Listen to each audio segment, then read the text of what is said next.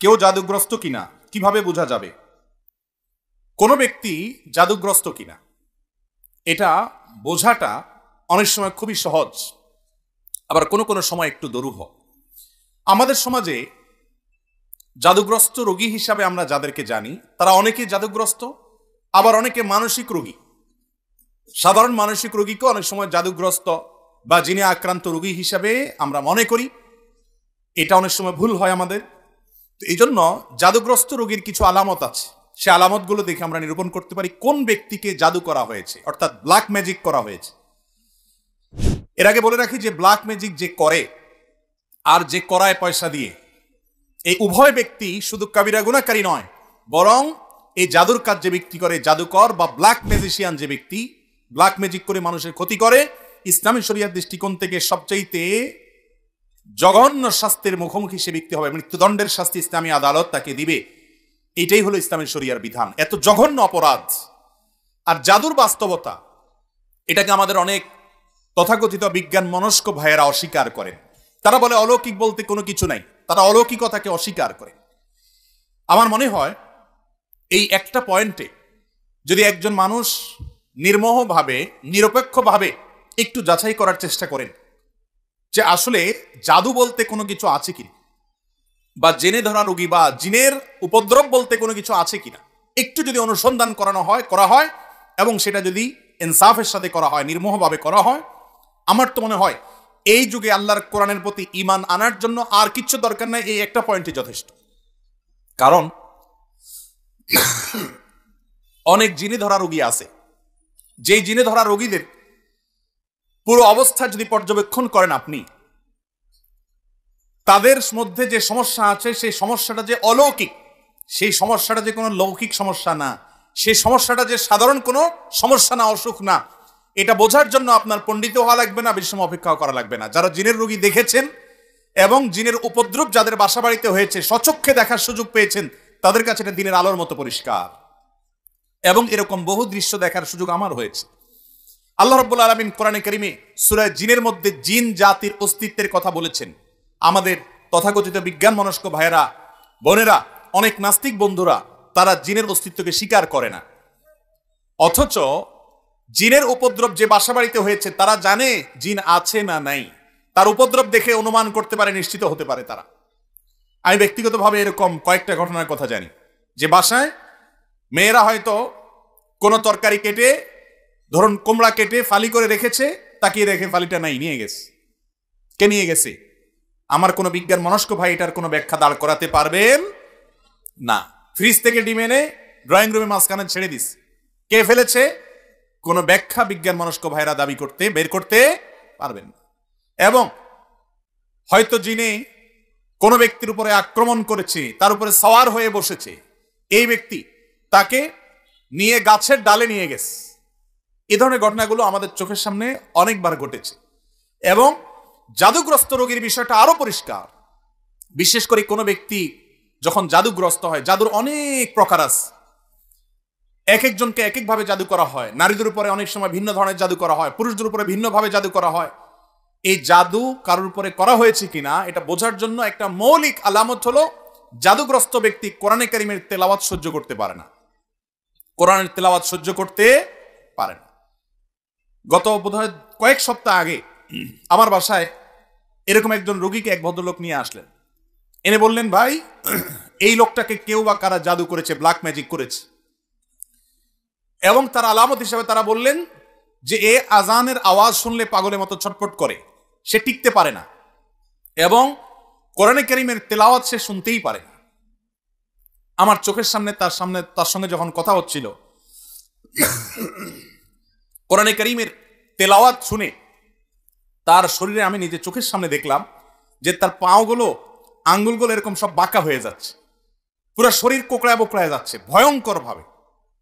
আমার বিজ্ঞান মনস্ক ভাইরা, কোরআন তেলাওয়াতের সময় কেন এমন হয়? তেলাওয়াত শেষ আবার সে স্বাভাবিক, এটার কোনো ব্যাখ্যা কিয়ামত পর্যন্ত হয়তো দাঁড় করাতে পারবেন না। এই জাদুর অস্তিত্বকে অস্বীকার করার কোনো সুযোগ নেই। কোরআনে কারিমে আল্লাহ রাব্বুল আলামিন জাদুর অস্তিত্বের কথা উল্লেখ করেছেন, জিনের উপদ্রব হয় সে কথা আল্লাহ তাআলা কোরআনে উল্লেখ করেছেন। এই জন্য কোনো ব্যক্তি জাদুগ্রস্ত কিনা এটা বোঝার জন্য একটা মৌলিক আলামত হলো কোরআনে কারিমের তেলাওয়াত সাধারণত জাদুগ্রস্ত রোগী সহ্য করতে পারে না এবং অস্থির হয়ে যায়, কখনো শরীর ফুলে ওঠে, কখনো ছটফট করে, কখনো সে তেলাওয়াত বন্ধ করার জন্য তার যত জোর আছে তত জোর দিয়ে চেষ্টা করে। আমার পরিচিত অনেক মানুষ আছে এমন যাদের কথা জানি আমরা, কোরআন তেলাওয়াত তারা সহ্য করতে পারে না। এটা একটা আলামত যে লোকটাকে ব্ল্যাক ম্যাজিক করা হয়েছে।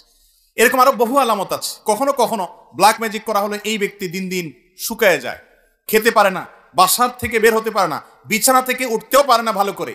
এমনিতে তার মধ্যে কোনো রোগ নেই। গত জুমার আগের জুমার সম্ভবত এরকম এক রোগীর কাছে এক ভদ্রলোক আমাকে নিয়ে গেলেন। তার দেশের বাইরে বিভিন্ন নামি দামি হাসপাতালে ট্রিটমেন্ট করেছে, অনেক বড় বড় ডাক্তার দেখিয়েছেন, তার কোনো রোগ ধরা পড়ে না, কোনো ডায়াগনোসিস হয় না। তার সমস্যা হলো তিনি বিছানা থেকে উঠতেই পারেন না, দুর্বল হয়ে পড়ে থাকেন এবং সমস্ত ট্রিটমেন্ট করার পর খোলাসা আসলো তার শরীরে আসলে তেমন কোনো রোগই নেই। ভাইরা আমার, এই ধরনের সমস্যা আজকাল আমাদের ঘরে ঘরে অহরহ হচ্ছে। তো এই জাদু যেটা দিন দিন আমাদের সমাজে বেড়ে চলেছে, মূলত এখানে শয়তানের আশ্রয় নেওয়া হয় এবং কুফরি কালাম পাঠ করা হয়। এগুলোর মাধ্যমে মানুষের ক্ষতি করতে পারে। আল্লাহ রাব্বুল আলামিন সে অপশন রেখেছেন, এটা এক ধরনের পরীক্ষা, আল্লাহর বিভিন্ন হিকমা আছে এর পিছনে।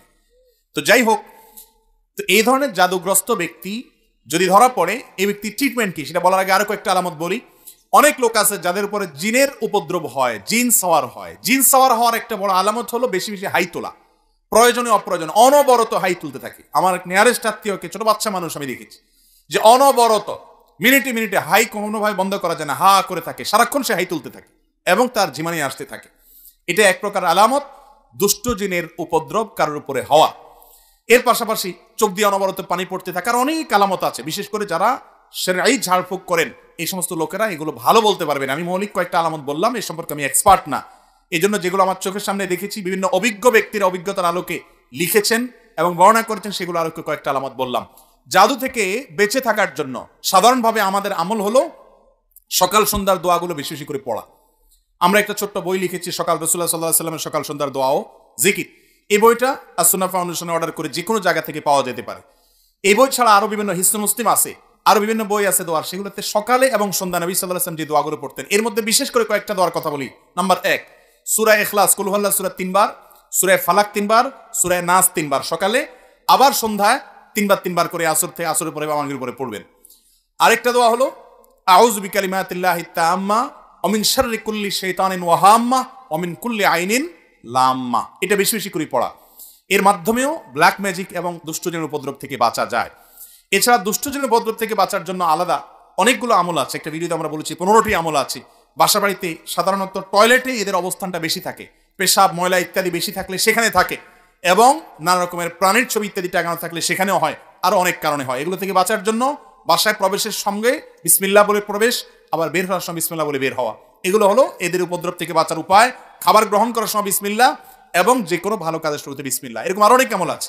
এই আমলগুলোর মাধ্যমে বিশেষ করে জাদু থেকে বাঁচার জন্য সূরা ফালাক নাস নাজিল হয়েছে। আমাদের সঙ্গে নবী করিম সাল্লাল্লাহু আলাইহি সাল্লাম, তাকে একজন ইহুদি, তার নাম ছিল লাবিদ ইবনে আসম, এই দুষ্ট লোকটা জাদু করেছে। নবী সাল্লাল্লাহু আলাইহি সাল্লাম অসুস্থ হয়ে পড়েছেন, এমন অসুস্থতা যে কোনো ডাক্তারের ট্রিটমেন্টে কোনো উপকার হচ্ছে না, কোনোভাবে কোনো রোগ ধরা পড়ছে না। পরবর্তীতে আল্লাহ রাব্বুল আলামিন দুজন ফেরেশতা পাঠালেন। তারা দুজনের একজন তার পায়ের কাছে, একজন মাথার কাছে দাঁড়িয়ে একজন অপরজনকে জিজ্ঞাসা করছেন লোকটার কি হয়েছে। তখন অপরজন জবাবে বলছেন তাকে জাদু করা হয়েছে, সাধারণ কোনো রোগ না। তখন জিজ্ঞেস করলেন যে কে জাদু করেছে, বলে অমুক জাদু করেছে, নাম সহকারে। কি দিয়ে জাদু করেছে? তার চুল দিয়ে জাদু করেছে। কোথায় আছে? অমুক কূপের নিচে আছে। এর প্রেক্ষিতে ওই ফেরেশতা আবার জিজ্ঞাসা করলেন তাহলে এখন মুক্তির উপায় কি? তখন বললেন এই কুল হুয়াল্লাহু আহাদ, কুল আউযু বিরাব্বিল ফালাক, কুল আউযু বিরাব্বিন নাস। বিশেষ করে কুল আউযু বিরাব্বিল ফালাক এটা এবং কুল আউযু বিরাব্বিন নাস, এই দুটি সূরা জাদু থেকে মুক্তির জন্য অসম্ভব উপকারী আমল। আর কোন বাসায় এই ধরনের কোন উপদ্রব থাকলে সূরা বাকারা তেলাওয়াত করা সম্পর্কে হাদিসে নবী করিম সাল্লাল্লাহু আলাইহি ওয়াসাল্লাম বলেছেন, যে বাসায় সূরা বাকারা তেলাওয়াত করা হয় সে বাসায় দুষ্ট জিন বা শয়তানের উপদ্রব থাকে না। আল্লাহ তাআলা হেফাজত করেন। এবং এই আমলগুলো আল্লাহর কসম করে বলেছি, আমি ব্যক্তিগতভাবে বহুবার অ্যাপ্লাই করেছি, আমল করে দেখেছি, সাথে সাথে উপকার পাওয়া যায়। কোনো কোনো সময় ছোট ছোট বাচ্চাদেরকে দেখবেন 2 বছর 3 বছরের বাচ্চা এমন অস্বাভাবিক আচরণ করে যে অস্বাভাবিক আচরণটা কোনো ব্যাখ্যা দিয়ে আপনি দাঁড় করাতে পারবেন। হঠাৎ করে সে পাগলামি এমন করে, সীমা ছাড়িয়ে পাগলামি করে, আপনি সাথে সাথে আউযু বিসমিল্লাহ পড়ে সূরা ফাতিহা পড়েন, সূরা ইখলাস, ফালাক এবং নাস, কুল হুয়াল্লাহু কুল আউযু বিরাব্বিন নাস, যতটুকু পারেন নিজে নিজে পড়েন, পড়ে তাকে ফু দেন। আউযু বিকালিমাতিল্লাহি তাম্মা ওয়া মিন শাররি কুল্লি শাইতানিন ওয়া হাম্মা ওয়া মিন কুল্লি আইনিন লাম্মা, দোয়াটা পড়ে পারলে ফু দেন। এবং আর কিছু না পারেন অন্তত 3 কুল পড়ে পড়ে ফু দেন, সাথে সাথে ইনশাআল্লাহ আপনি দুষ্টজনের উপদ্রব থেকে বাঁচার আলামত নমুনা পাবেন। আর কিছু না পারেন সূরা বাকারার তেলাওয়াত, কোরআনে কারীমের তেলাওয়াত অনলাইন থেকে ইউটিউব থেকে খুঁজে বের করে চালু করে দেন, সাথে সাথে দেখবেন যদি ওই জাতীয় সমস্যা হয়ে থাকে দেখবেন সে শান্ত হয়ে গেছে। এবং এটাও ব্যক্তিগতভাবে আমি বহুবার আমল করে দেখেছি। অতএব ব্ল্যাক ম্যাজিক এখন ঘরে ঘরে, দুষ্টজনের উপদ্রব এখন ঘরে ঘরে, যারা সাফার করছে তারা জানেন। আমাদের সবাইকে নবী করিম সাল্লাল্লাহু আলাইহি ওয়াসাল্লামের শেখানো আমলগুলো করতে হবে। আর ব্ল্যাক ম্যাজিকের ট্রিটমেন্টের নামে যা হয় আমাদের দেশে, বিশেষ করে কবিরাজরা যা করে, এদের বেশিরভাগই হলো বাটপার কিসিমের, এদের বেশিরভাগ হলো প্রতারক কিসিমের। এদেরকে বোঝা বড় কঠিন, বিশেষ করে যেই লোকগুলো অনেক মোটা অঙ্ক হাঁকাবে এবং ওই 7 ঘাটে পানি 14 ঘাট 14 পুকুরের থেকে অমুকটা তমুকটা, কালো ছাগল কালো মোরগ, এগুলো আলামত খারাপ। কোরআনে কারীম থেকে সরাসরি যারা ট্রিটমেন্ট করে, এই ট্রিটমেন্টগুলোই সাধারণত হয়ে থাকে সঠিক এবং যথার্থ ট্রিটমেন্ট। এরকম ঝাড়ফুকালা মানুষ অবশ্যই খুঁজে পাওয়া অনেক কঠিন হয়। আল্লাহ রাব্বুল আলামিন ব্ল্যাক ম্যাজিক সহ জাতীয় যত সমস্যা আছে এগুলো থেকে আমাদেরকে বেঁচে থাকার তৌফিক দান করুন।